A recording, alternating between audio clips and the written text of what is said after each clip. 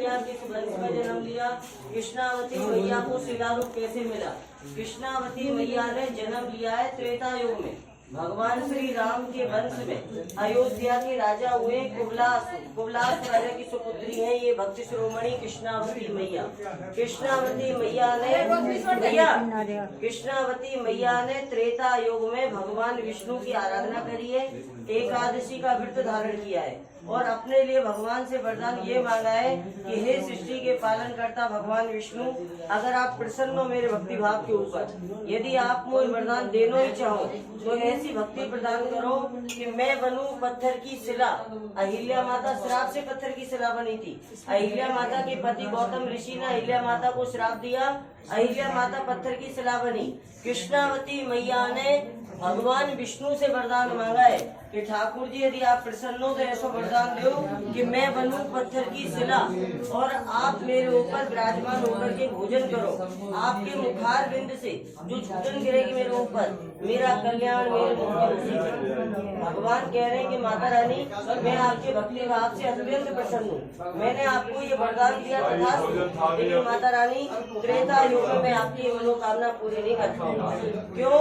क्योंकि विधि के विधान के अनुसार त्रेता युग में मुझे मर्यादा के बंधन में बंधा रहना है भगवान श्री राम के रूप। त्रेता युग में तो आपको मेरे चतुर्भुज स्वरूप के दर्शन मिल गए हैं, आप मेरे वैकुंठ धाम में निवास करिए त्रेता युग में, हे कृष्णावती मैया, और इंतजार करिए आप द्वापर युग का। मैं आपको वचन देता हूँ, सृष्टि के पालन करता भगवान विष्णु त्रेता युग में वचन दे रहे भक्ति शिरोमणि कृष्णावती मैया को कि माता रानी मैं आपको वचन देता हूँ कि द्वापर युग में जब मैं कन्हैया के रूप में जन्म ले लूंगा ब्रजमंडल में, तब आपकी ये मनोकामना में अवश्य पूर्ण करूंगा। हे भक्ति शिरोमणि कृष्णावती मैया, द्वापर युग में आप कामवन धाम में, ये कौन सा धाम है?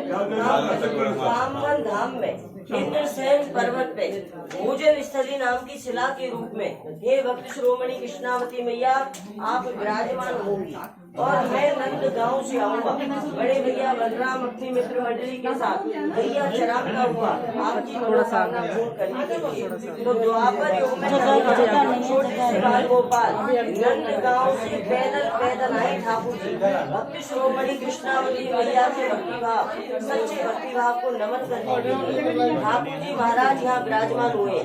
ये कन्हैया की थाली है, ये बलराम जी की थाली, छोटी थाली छोटे भैया कन्हैया की, बड़ी थाली बड़े भैया बलराम जी की, कन्हैया का कटोरा दाऊ भैया का कटोरा। ये वो पात्र हैं जिन पात्रों की रचना भगवान श्री कृष्ण ने द्वापर युग में की है अपना भोजन करने। बोलो भोजन थाली तीर्थ काम धाम की